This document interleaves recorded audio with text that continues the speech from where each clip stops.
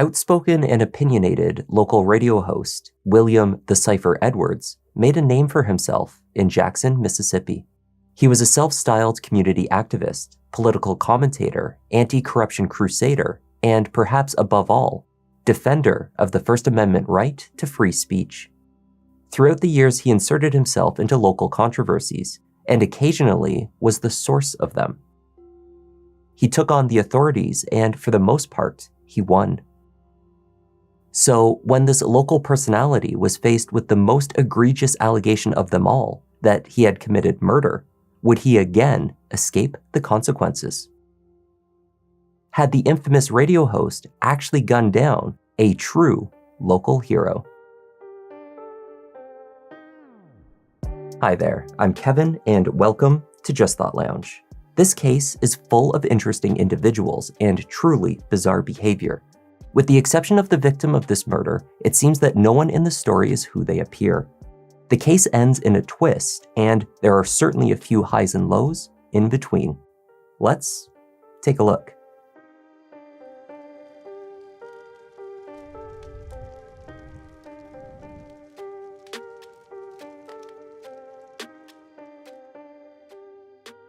Jackson, Mississippi is the capital and most populous city in the state.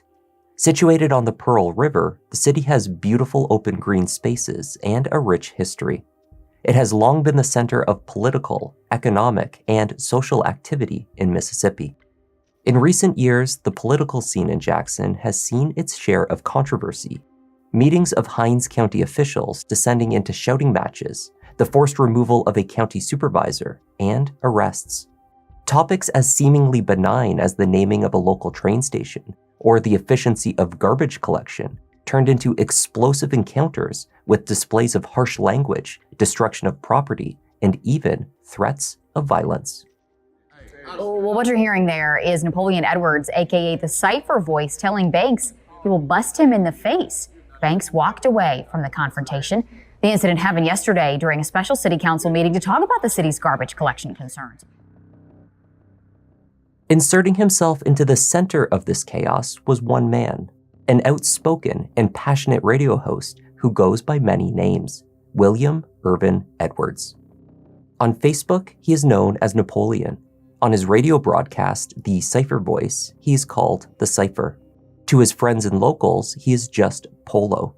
And to his many enemies, William has been called the Gut Bucket. In this heated and explosive political environment, William Polo Edwards built a name for himself as a self-proclaimed community activist fighting crime and corruption in Jackson. To that end, he formed what he called a liberal action committee called the Cipher. His content was often a mixture of personal opinion and information from ostensibly knowledgeable sources. He built a following of thousands across social media. Follow on all social media. Let's make a difference together. Man, welcome to another edition of the Cipher Voice, the most thought-provoking show on the web. Hey man, you are locked into the Cipher Voice right here from the We Believe Digital Podcast Studio in Jackson, Mississippi. We're broadcasting to you live tonight in 149 countries as well as Roku TV. Polo spoke out frequently about the issues facing Jackson and the need to make positive change in the community. Murder rates were of particular concern. He pointed to the root causes of the violence, which he believed began in the home and the family unit. We can't continue to go this way. We can't continue to allow Jackson, Mississippi to be at a higher rate per murder capital than Chicago. We don't have black fathers. We don't have strong black male figures. We don't have a moral code or a moral map. So we really have some work to do. And we really have some deep discussions that we have to have. People, we gotta come together. We gotta get down to the nitty gritty and we gotta implement real change. Time is running out just like it is on the show tonight. Tonight's show. For regular listeners of the Cipher who shared Polo's passionate concerns over growing violence and homicide rates in the community, The idea that the radio host himself would later be accused of murder was unimaginable. For others, however, the allegation was not only believable, but a natural progression of Polo's already volatile behavior.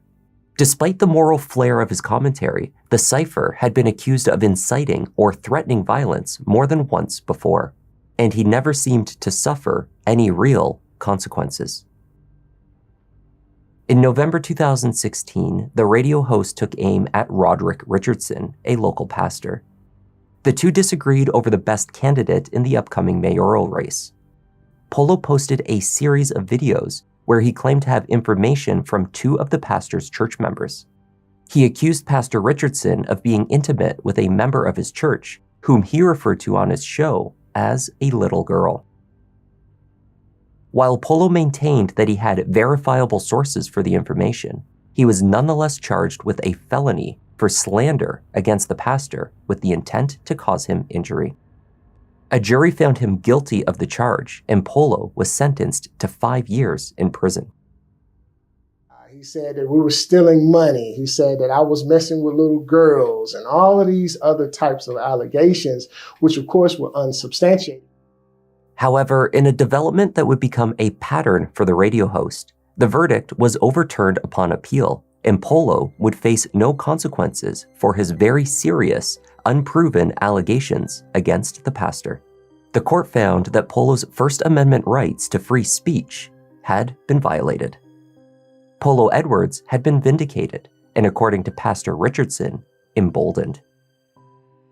Well, what it did is it empowered him because he presented it in a way as if he fought it and won, but it was a simple mistake made by the district attorneys at the time. It gave him a sense of being untouchable. Perhaps the most notable and outrageous of Polo's feuds was with the Hinds County Supervisor for the 2nd District, David Archie. Criticism of Archie was a favorite topic on the Cipher Voice, and the supervisor offered plenty of ammunition to work with, from outbursts at meetings to accusations of election fraud.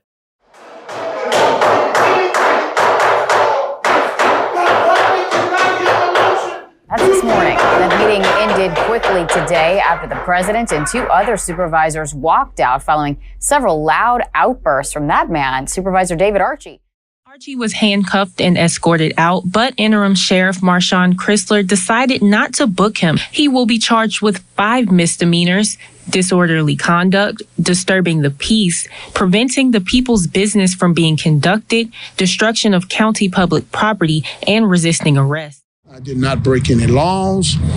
He instructed the sheriff to place me under arrest. They want to say that I resist. I didn't resist. I was bracing myself so I don't get hurt. Last week, David had a tantrum, beating the gavel, acted a fool, and I've asked David twice to come on this show. I've asked David Lee, matter of fact, I'll come to you, Mr. Supervisor. You know, you go everywhere else, but let's sit down and have a real conversation. All right, let me sit down and interview you, Mr. Archie. And he has declined. And in the next upcoming election, the citizens of Hinds County are going to take care of the business of the citizens. They go vote out David L. Archie, they go vote out Robert Graham, and they go vote out Credell Calhoun. The Cipher's dispute with David Archie, just like with Pastor Richardson, eventually led to the radio host's arrest, this time for cyberstalking, a charge that applies when physical threats are made online. The accusation rested on a single statement from the Cipher Voice in August 2020, when the host referred to 3 supervisors he often targeted: Archie, Graham, and Calhoun. He said, "I am going to shoot that .50 caliber out at all 3 of them. I'm going to line those sons of guns up and execute them." Then he continued, "With information, news that you can use." Along with this alleged physical threat, Polo presented a series of documents to his audience, court records that purported to show that Supervisor Archie was a felon. The papers listed a sexual battery charge against a David Archie, followed by a guilty plea. In 2004, 2007, he got a charge of sexual battery. Wow. He got a charge of sexual battery. and got indicted on. Entered the plea of guilty. What kind of strings he pulled? Pled guilty, 10 years MDOC, suspended 5 years probation, no victim contact. That's your supervisor, David Archie. Yeah, that's him. Supervisor Archie, infuriated over the accusation, allegedly placed a phone call directly to Police Chief James Davis and the District Attorney's Office and arranged to have U.S. Marshals arrest William Polo Edwards. That my life was threatened by an individual of this city. He threatened to execute me along with others. The person's name is William Edwards. And at that point, I immediately picked up the phone to call the chief of police, to call the sheriff, as well as the district attorney. And I thank all of them for being involved in this matter. Archie was questioned by reporters over the allegation that he was a convicted felon. He was adamant that these statements were false. When WLBT photojournalist Carlos Sanders asked him what information was true, it set off a firestorm of anger from Archie. The interaction went off the rails at that point. There are some information that he stated about me that were true. What is that? I don't have a problem with. I want you to find that information. I want you. All I'm saying is that I want you to do the same that the citizens have done. I mean, I've just told you that I've not been convicted. charged. I asked, have you ever been charged? You said you're not a convicted felon, and you used the word convicted several times. So I asked, just to clarify, have you been charged? Now, my colleague here just asked, are there other things that's been put out? I'm going to tell you again. Tell us again. Since you want to act like you want to harass me. I'm not trying to harass you. I am the media. I'm here to get information. Charged with a felony. Correct. The answer is no, no, no, no. You got it? Okay. Thank you. Well, I guess all I would ask, sir, I understand you told us to go find it, but you're here right now. Can you just tell us? I'm going to tell you again, and I don't want you to ask me that anymore. Okay. I want you to do your job. Always. And provide that information to the public. David Archie had been arrested in Georgia and charged with sexual battery in 1996. The case was later dropped. In Mississippi, he had been picked up on a domestic violence charge against his wife 4 years earlier in 2016. Again, he was never convicted. The JPD had only misdemeanors on his record. The documents presented by Polo Edwards detailed the criminal history of a different David Archie, a fact easily verified by the date of birth provided, which showed the perpetrator was born in 1985. Over 20 years after the supervisor. Polo had either failed to verify these documents or had chosen to ignore this information. This is about the fact that this platform has been built on truth. Not one time have we talked about something, exposed someone, pulled the covers back off of anybody, that it was not the truth. When we put misinformation out, there is somebody that's all they thrive on is misinformation. And we got to be careful because that's what's happening in our community right now. We got a lot of people that have misinformation. And I'd rather you have no information than misinformation. All right? The circumstances of Polo's arrest for allegedly threatening the life of David Archie were controversial. At a press conference following his release, his lawyer emphasized that threatening execution by information was not a crime. My place of employment, which is WPBQ on I-55 Front Road, about 7:35 when I pulled up and exited. AM or PM? PM. When I got ready to exit the vehicle, several SUVs blocked me in and got out with weapons drawn. They were all U.S. Marshals. They told me put my hands up in the air. I complied and handed him both of my cell phones. He searched my vehicle, didn't find anything. I asked him what I was being arrested for. He said for cyber stalking. I said, cyber stalking? Are you serious? I said, well, why is the U.S. Marshal here? He says, we received this from James Davis. The Williams actually said that he believed he would have them lined up as a firing squad and throw information at them that he has gathered. Information, not bullets, not daggers, not stakes, not knives, nothing that could physically hurt or harm a person's body, but information. If you don't like what Mr. Williams said, I suggest you don't shake his tree and eat his peaches. Amen. Turn the station and try another station. I'm gonna shoot that 50 caliber at all three of them. I'm gonna line them sun guns up, and I'm gonna execute all three of them with information, news that you can use. Polo Edwards and his wife Doris proceeded to file a lawsuit against the city of Jackson, as well as its mayor, Police Chief Davis, County Supervisor Archie, and other named city officials. Some of the claims included were malicious prosecution, illegal use of taxpayer funds for personal gain by state actors, and conspiracy to commit false arrest and abuse of power. To his supporters, Napoleon Edwards was continuing the fight for transparency and exercising his First Amendment rights to freedom of speech. My concern is that the Cipher, who is my brother, William to me, undoubtedly has said some unfavorable things regarding maybe some city officials that for some might be unfavorable. But with his constitutional right and freedom of speech, my concern is that I don't want any harm to come his way. To Polo's detractors, he was nothing more than a bully, one who had weaponized social media. And his repeated success at evading legal repercussions had only strengthened his false sense of invincibility. The Cipher could get away with saying or doing anything.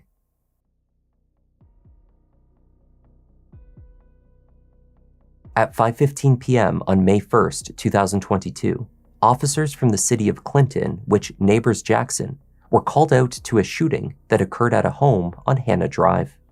When they arrived, they found the victim just inside the doorway to the house. He had suffered 9 gunshot wounds and was declared dead at the scene. The victim was 45-year-old Robert Bobby Davis. Bobby had been visiting the home of a friend, Shadow Robinson. He had allegedly answered the door and encountered a gunman on the other side, who shot him dead. Shadow placed the call to 911. She told the 911 operator, as well as the responding officers, that she knew exactly who the killer was. William Polo Edwards. Robert Davis was the founder of the Better Men's Society, an organization that mentored young men and aimed to steer them in the right direction. Just like his accused killer, Bobby had been a Jackson-based anti-violence advocate. He was a widely beloved philanthropist and crusader against crime.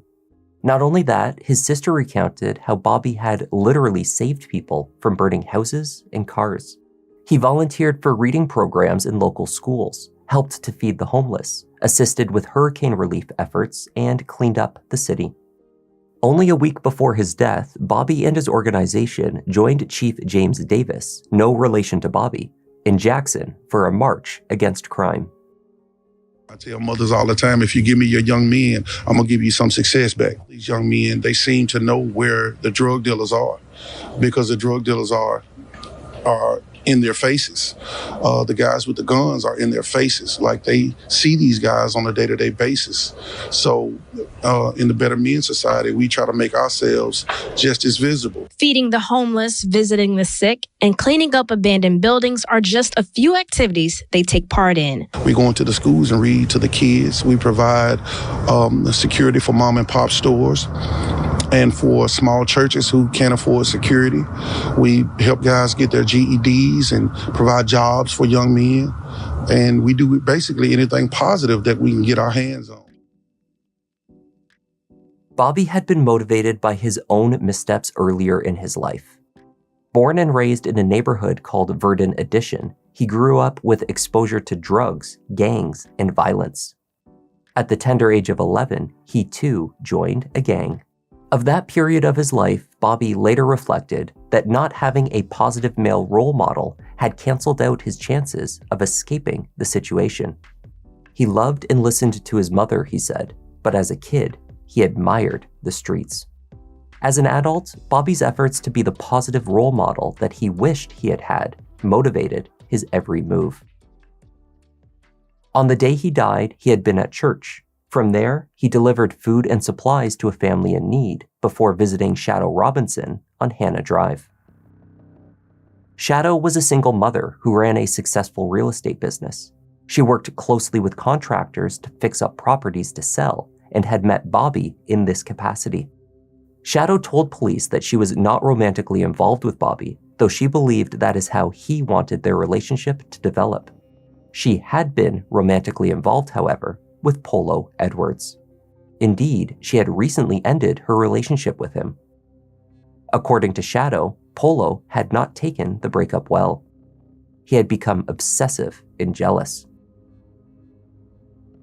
That day, Shadow was behind on work and accepted Bobby's offer to make food for the children. Around 3 p.m., the community leader arrived at her house with groceries and began cooking. 2 hours later, from the back of the house, Shadow heard gunshots. When she reached the front hallway, Polo, she said, was standing over Bobby. He placed a handgun in the waistband of his pants and ran to his truck before driving off. We do believe that this was not a random event.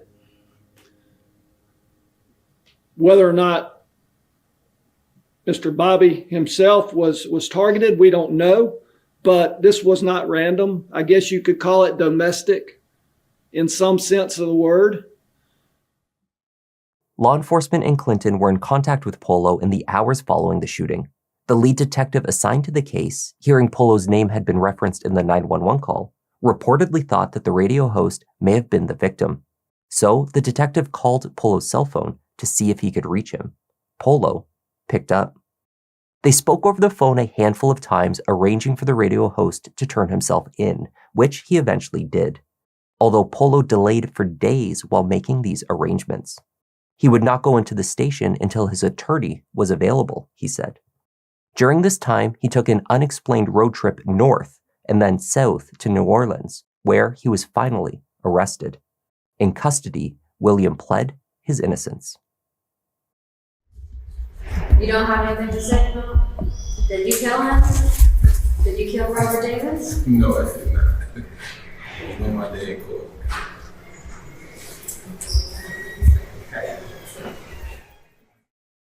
We're not entirely surprised at what he did. He just fulfilled the things that he said on his Facebook Live. William Edwards, the Cipher, whatever you want to call him.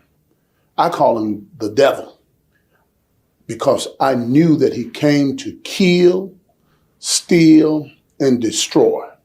And he destroyed himself with the effort of trying to destroy others.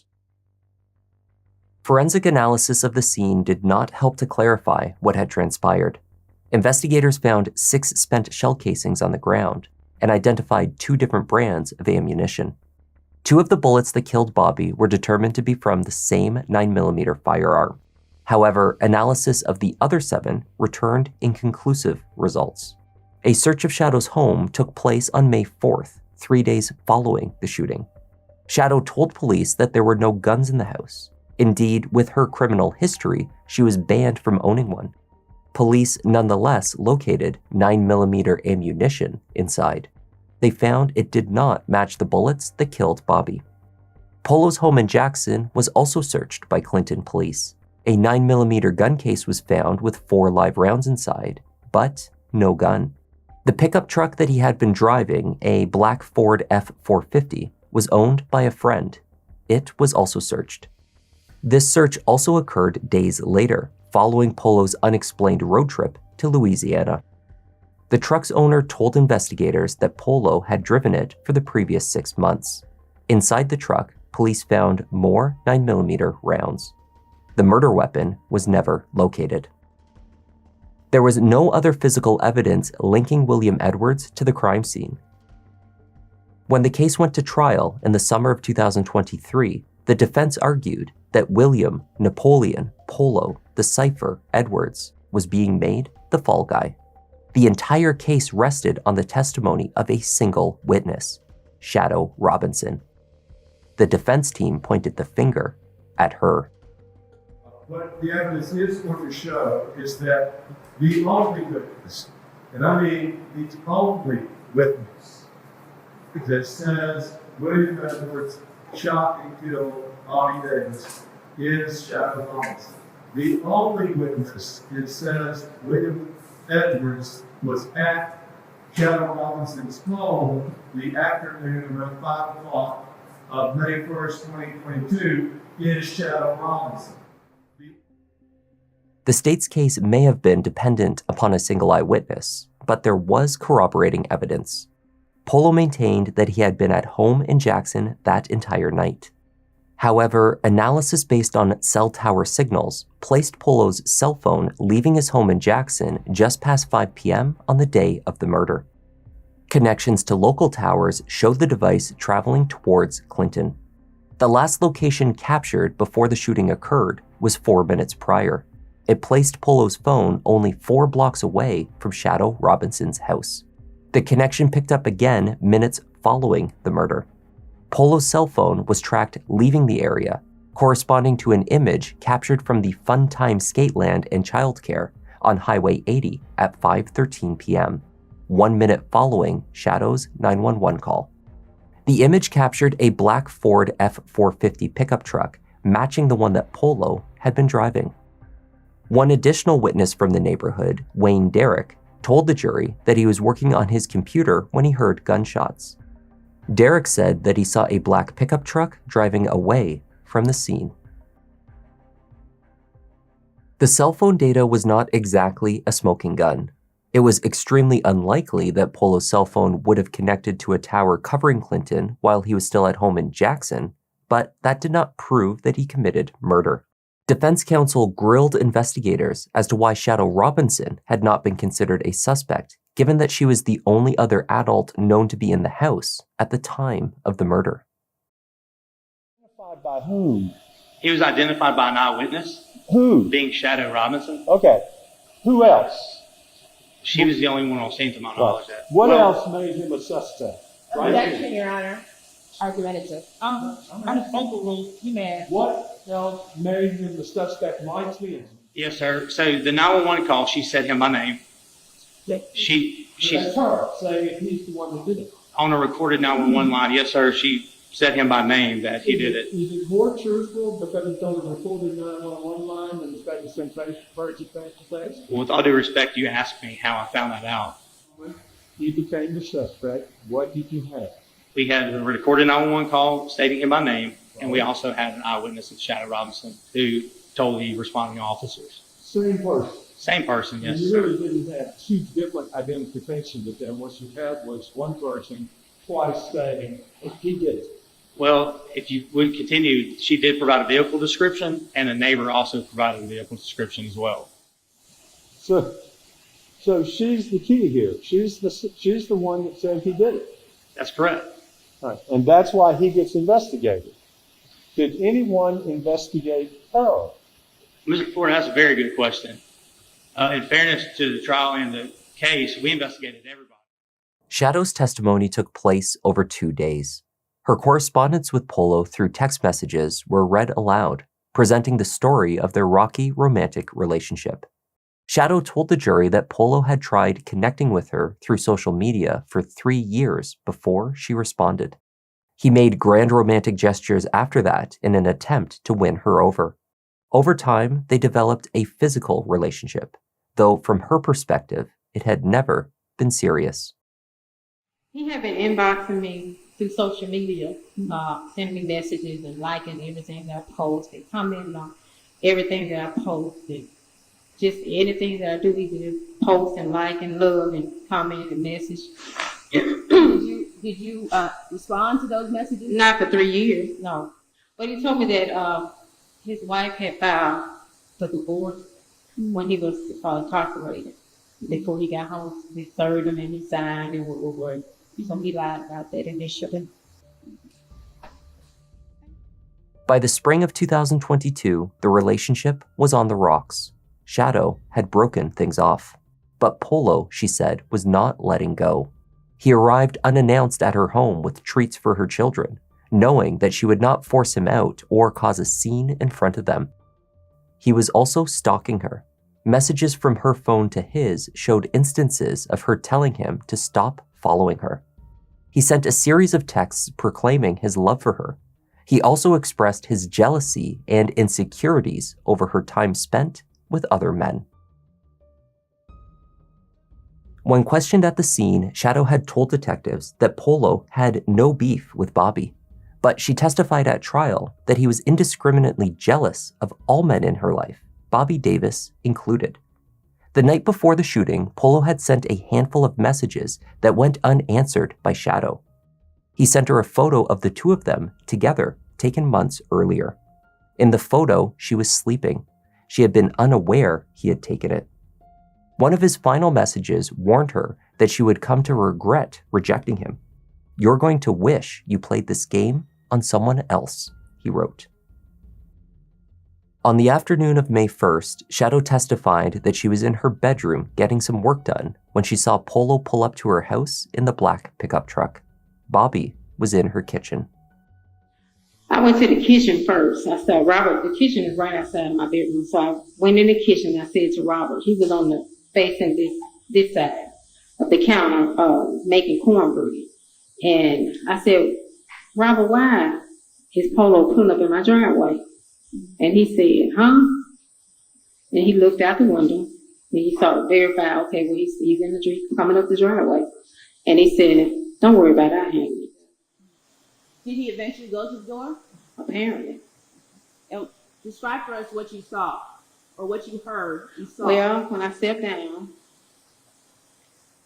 and I heard just pop, pop, pop, pop, just over and over nonstop. And I just started, I grabbed my ears and I started yelling. I was hollering like, Robert, wait. Because I thought my mind went into, he was moving around in my pantry. I didn't know, that was odd. When you think hindsight, that was odd. So I'm thinking, when he was bringing the grocery in, he made a few trips.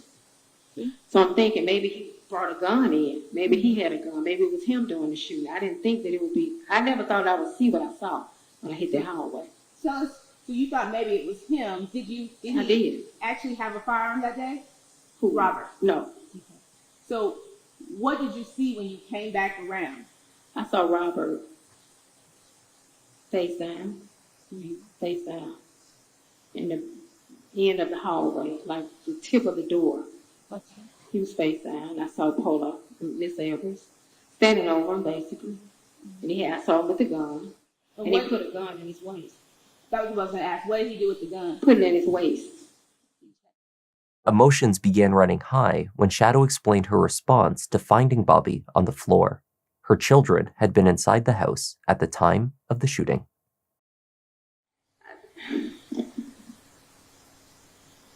I had to secure my babies. Your children, they were at the home at the time? Yeah, Spirit loved that man. Anyway, any move he made, he knew that. That baby was on that man's heels. Do you hear me? He could have killed my fucking baby. Man, that's fucked up. Let's take the jury out. He didn't give a damn. I trusted him around my kids. Y'all could have never done that to him. I have never disrespected his house. Ever.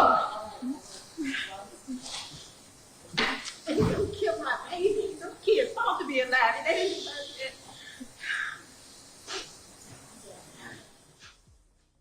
Following the outburst, the court took a pause from testimony until the following day. The defense's motion for a mistrial based on the witness's behavior was denied. When it came time for cross-examination, defense attorney Tom Fortner did not pull any punches. He questioned if Shadow's version of events even made sense, particularly the assertion that Polo had placed his handgun directly into the waist of his pants after firing at least 9 shots. Would it not have been far too hot to do so? Shadow was also questioned about the results of the police search of her home. In it, they found 9mm ammunition and Bobby Davis's cell phone. It was sitting on a shelf in her closet. She had been in possession of it for days. But you owned ammunition.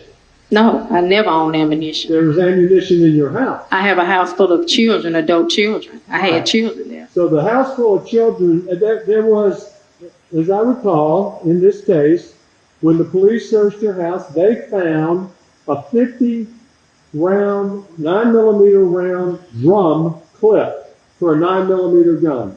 That was your drum? No. Well, which child was it? My adult son. And who is your adult son? Oh, you would know him. Did you tell the police you didn't know where Robert Davis's cell phone was? If they didn't ask, I wouldn't respond, so no. Was Robert Davis's cell phone in your house? Later on, I found it there. Later on when? When me and my attorney came back from giving a statement. That same day? The same evening. Okay, and so did you call the police and tell them, I've got Robert Davis's cell phone, y'all want it? No, they didn't ask about it. I've been thinking about that, no. They came back and found that, they searched your house and found that cell phone a couple of days later, didn't they? They did. And where was the cell phone when they found it? In my closet. This speculation took a backseat to other questions related to Shadow Robinson's credibility. It seems that Bobby Davis was not the first person to have been murdered in Shadow Robinson's home. In 2001, Shadow shot and killed her ex-boyfriend, a man named Linnell Moore, in her apartment. In 2001, you shot and killed your ex-boyfriend, Linnell Moore, in your apartment, and your children, his two children, you and his two children were in that apartment at that time. Is that correct? No. I mean, I shot him, but I didn't kill him there. So no, he didn't die at my apartment, Mr. Porter. But I did shoot him there. He died from that gunshot. He died from the gunshot wound. That is correct. He died from a few other components. I'm sorry. He died from a few other components, but yes, initially from the gunshot wound. That's right. Yeah. He died from you shooting him. But you can make that assessment. I mean, you can make that assessment. I can make that assessment? You can. Thank you.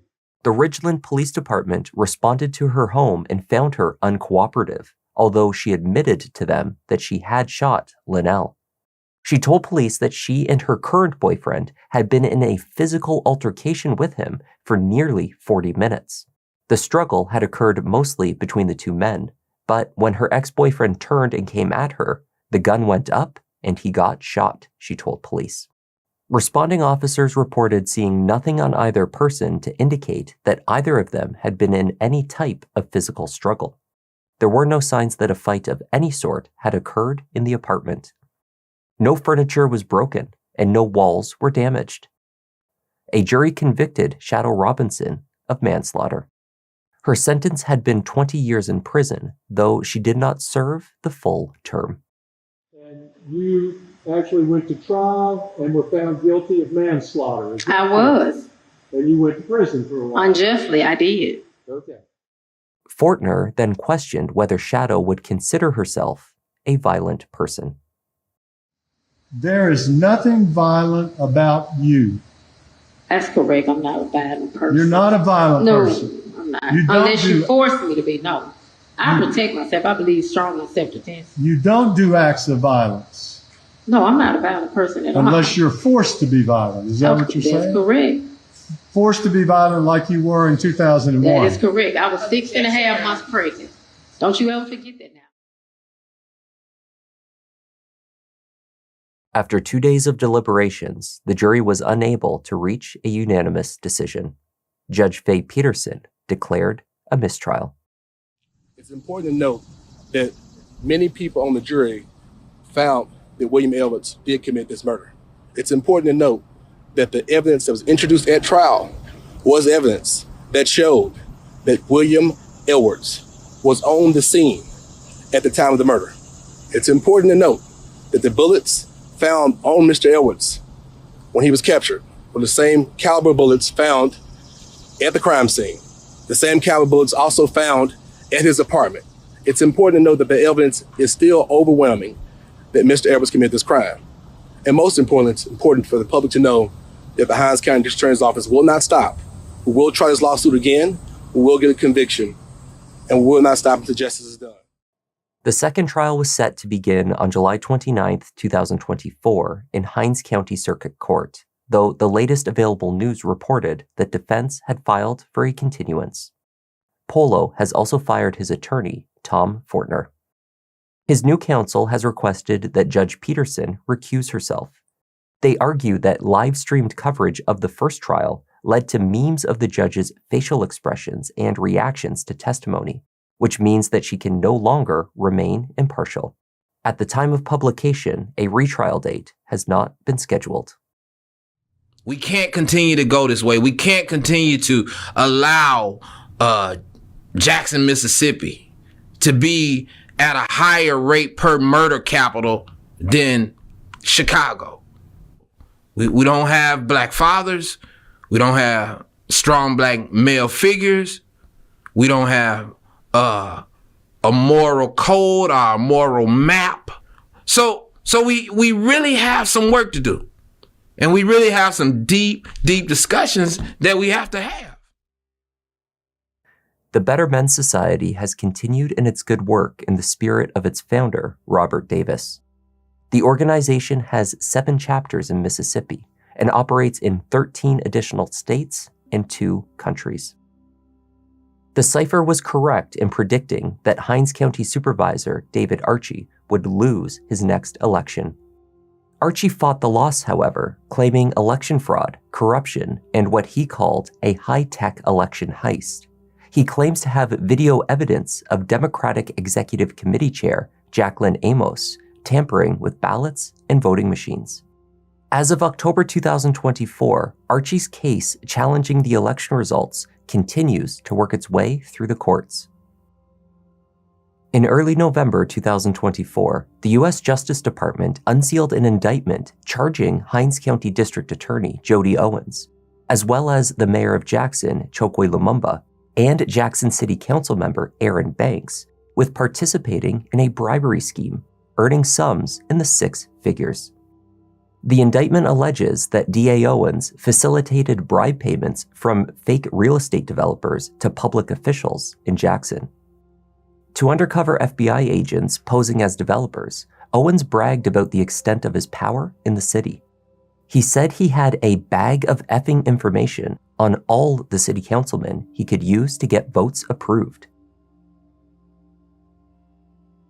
According to the latest records, William Napoleon Polo the Cipher Gutbucket Edwards is currently being housed at the Tallahatchie County Correctional Facility in Tutwiler, Mississippi.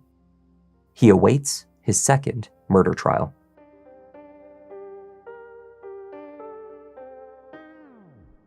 That was the strange case of William Edwards, the anti-violence activist who may or may not be a murderer. Thanks for watching, and a special thanks to Sandra West and Sarah Agox for joining the Members Lounge. I'm Kevin, this is Just Thought Lounge, and I'll see you in the next one.